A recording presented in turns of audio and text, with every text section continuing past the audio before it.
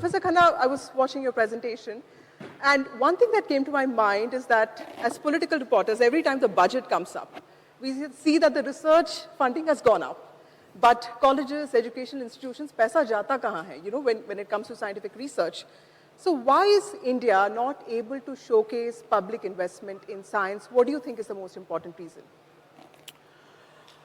So first of all, I would say that it's not an India-specific problem.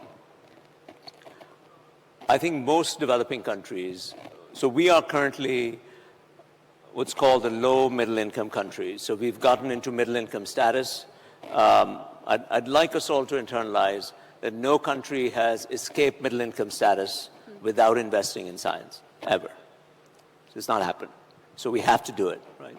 I just don't think the consensus is around. Can I tell you a story to answer your question? Uday Kotak, who is one of our bankers, and I were engaged in what we're doing now, like a fireside chat. I don't know why they're always called fireside chats. We're engaged in a chat with a room full of maybe 100 CEOs.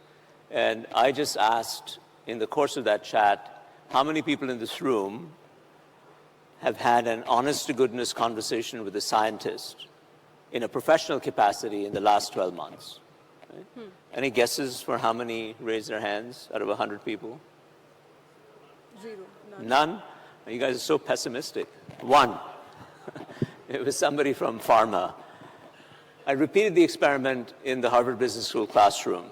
It's not an apples-to-apples comparison, but it was, again, a room full of about 70 to 100 CEOs from all over the world. And I said, how many of you have had a bona fide conversation? 70% of the people raised their hand, give or take, almost in any cohort of people.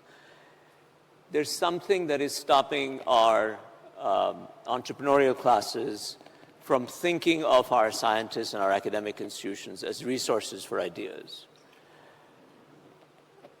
Dare I say, the standard impulse is to say, those guys are in their ivory towers, they're not doing anything productive, they're not worth really talking to. They're not working on problems that are meaningful to us.